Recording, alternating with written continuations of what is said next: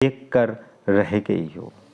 नेत्रों के मार्ग से राम जी को हृदय में लाकर शयानी सीता जी ने पलक रूपी किवाड़ बंद कर लिए हों।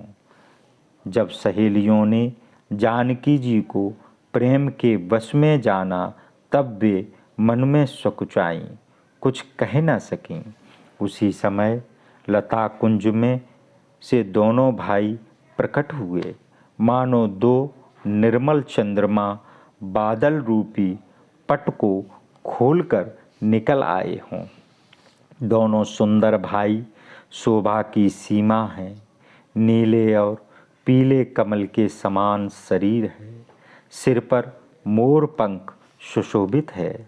उनके बीच बीच में फूलों की कलियों के गुच्छे गुथे हुए हैं।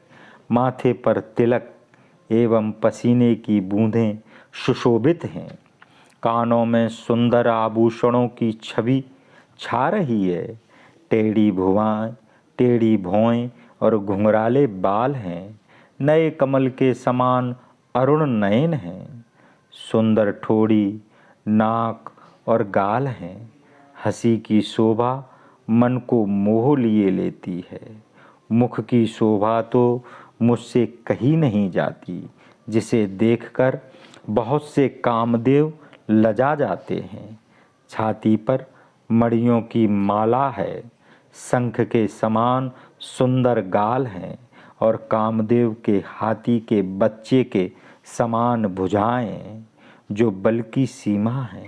जिसके बाएं हाथ में फूलों से भरा हुआ दोना है। हे सखी, वह सावला कुंवर तो बहुत ही सुंदर है।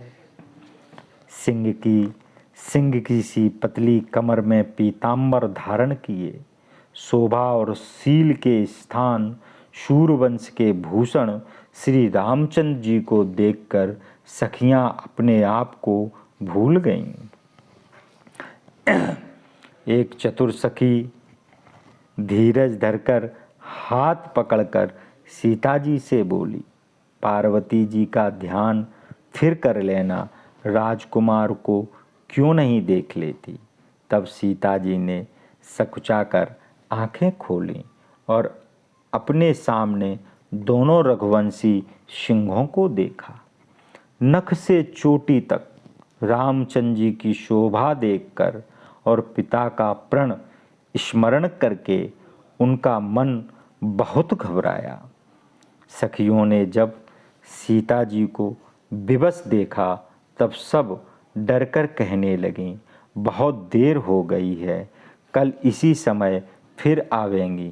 ऐसा कहकर एक सखी मन में हंसी। सखी की गुणवाणी सुनकर सीता जी लज्जित हुईं।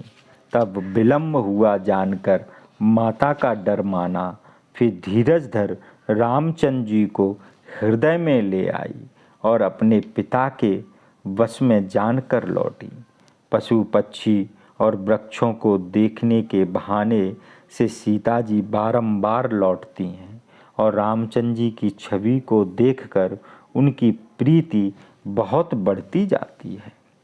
शिव जी के धनुष को कठोर जानकर सीता जी दुख पाती हुई श्री राम जी की सावली मूर्ति हृदय में रखकर चलीं। प्रभु ने जब सुख, स्नेह, शोभा और गुण की खान जानकी को